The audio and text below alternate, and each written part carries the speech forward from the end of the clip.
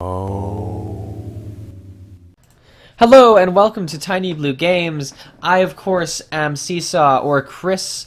Today we're playing Guild Wars 2.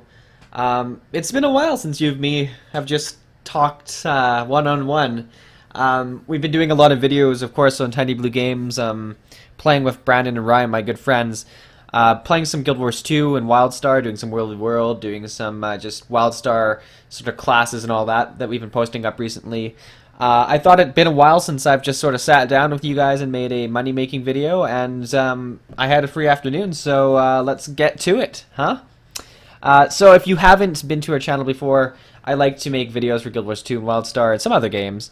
I like not only to have fun playing the games, but I also like to get into the financials of the game, as well as, you know, specs and all that. So if you're new to Tiny Blue Games, I guess what I'm saying is hi.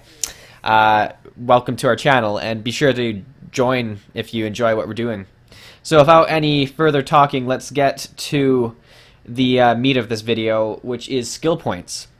Now, skill points are very handy in Guild Wars 2, and they're handy in the fact that very often they can be turned directly into gold in some way or another.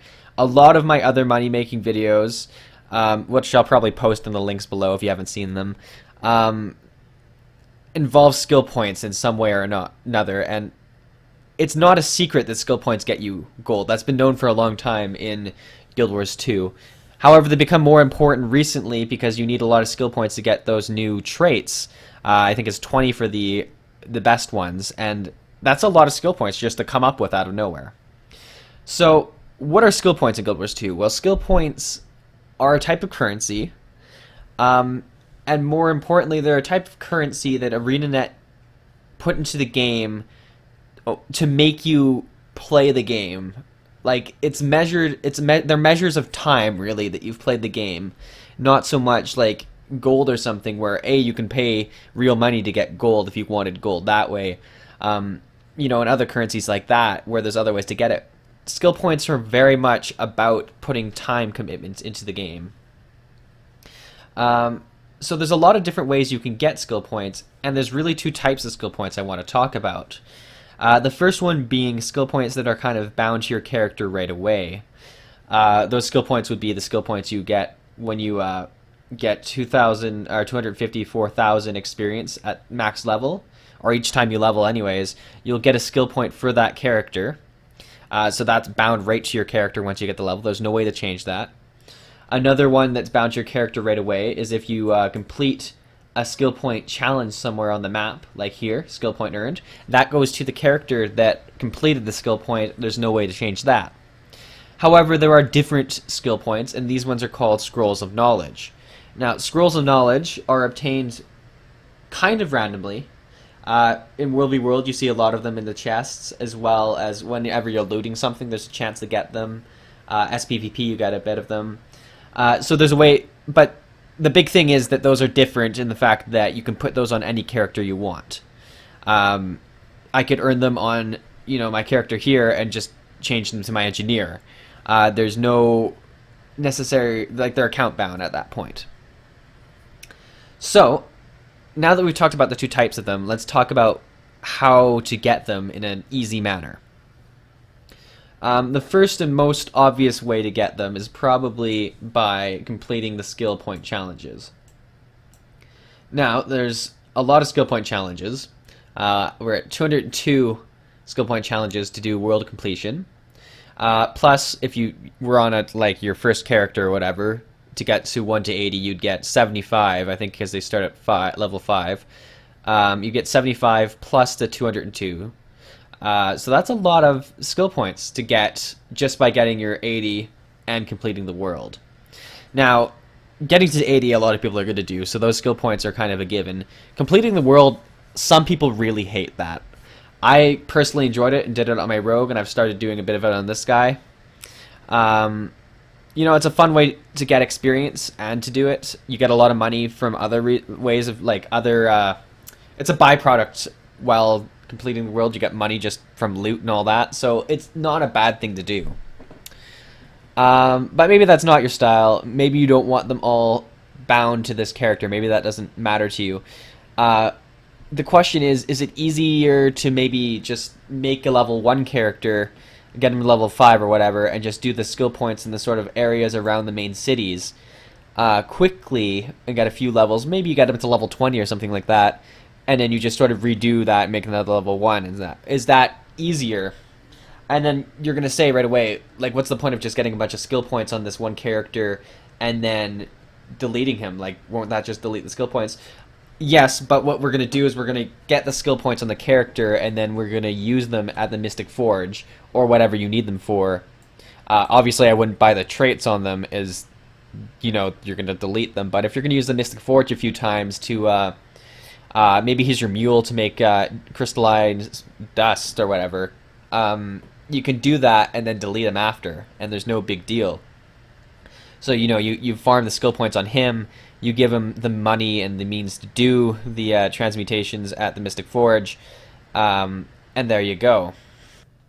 The next way to get skill points, I mean, it's still probably kind of obvious, and that's really just looking at your XP bar at level 80. So whenever you do something, you're going to get experience. Whenever you get all the way down the level, you get 1 skill point on that character. There's a few things, obviously, that give you more skill point, or more experience, I should say, than others, and that would be dungeons give you a lot of experience. I believe they give you 70% of your bar whenever you finish them for doing it the first time a day for that path or whatever. So that's a lot of experience because you can do some paths really quickly, and that's actually not a bad way to get it, because you get all the byproducts of gold as well as loot and tokens or whatever, which we'll probably do a video of the tokens in the future here for another cool video on how to make some cash quickly. So there's dungeons, and then there's also the Fractals of the Mist, which we'll just head in here for a second. So the reason I bring up Fractals of the Mist is because they give you experience while you do them, as well as the little fractal relics. And now with the fractal relics, you can buy a Dessa's experimental journal, which gives you 1 skill point when you use it. It is account bound, so it's pretty much the Scroll of Knowledge, just different name. And you can buy it for 35 fractal relics, which is not much. I mean, it's not cheap, but it's not a ton. Especially if you're doing the Fractals of the Mist anyways, you're going to get the experience, plus you're going to get those tokens, so it's a pretty good way to do it. I mean, another plus for doing the dungeon or Fractals of the Mist ways of getting skill points is it's very repeatable. It's not boring. It's a different group each time, different bosses. You switch it up, like, versus just completing the map, where some people find that tedious. So that's just another option to look at. Alright, so the final kind of ways to make them sort of at a regular pace would obviously then be PvP, either being the SPVP with their new what did I click? Reward tracks, where you have a chance to get them from these boxes as you go through. It's a great way to get the Scrolls of Knowledge every so often. You get the tome of that gives you the level. What's it called? The Tome of Knowledge, which will give you a level, which is a skill point. You get the Scrolls of Knowledge right here, as well as you get Dragonite ore and a bunch of rares and cool gifts along with that, as well as making money each time you play a PvP round. So that's not a bad way to do it. A lot of people love playing PvP in Guild Wars 2, and would much rather do that than, well, for sure, than like map completion, and even more than dungeons and Fodom. So that's a different way to do it, and it sort of gives you different play styles depending on who you are. The other way would be World v World, where there isn't really a set amount you get while you're playing, so that kind of makes it a bit more interesting. As you could go the whole day and not get a Scroll of Knowledge. Not that that's likely, but there's no set amount that you're going to get, which is kind of risky in the sense that you don't want to spend all this time and not get any skill points. That being said, World v World's quite fun, and maybe you're just doing it for fun and you're going to get them anyways, right? So I guess that's pretty much all I wanted to talk about in this video. And you might be like, well, that wasn't really a money-making video, Chris. Well, that's not true, because skill points are as good as gold. You use them for everything, including making money, and knowing how to get them as quick as possible is great. Now, I haven't said which of these options is probably the quickest to get them. If I had to guess, I mean, it depends on how good you are. Like, if you had a really solid dungeon group and you could just rush through them very good, quick speed runs, probably dungeons would be the quickest way to go. For me, honestly, the best way to do it is map completion, as I don't want to say I'm quite good at just turning on some music, getting the maps completed, and going to the next map. Like, I guess I just don't have a life or something like that, but I don't mind doing that. And it really gets the skill points very quickly, as you get some XP from everything you're doing while doing map completion. You get the rewards from completing the little areas. It's just a really good time. So those would be my two ways to do it. PvP is not bad if you are into the PvP. But yeah, that's pretty much all I have to say on it. Stay tuned to Tiny Blue Games for more money making, as well as just general playthroughs of stuff, specs, all that fun. We have more Wildstar coming up. There's this really shiny person on my screen right now, which makes me super jealous, so we'll just look away from her.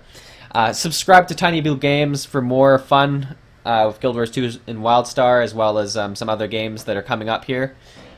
Give this video a like if it did help you, if you feel like it's a great topic to sort of talk about. And if you just haven't really found a video that quite talked about this, and this one just got to where you wanted to get to, I don't know, give me a like if you like it. Leave a comment on your ways to get skill points, obviously. Maybe you have a better way that I've never heard of. So leave that in the comments below, and thanks for watching. Thanks for watching. If you like this, be sure to like it.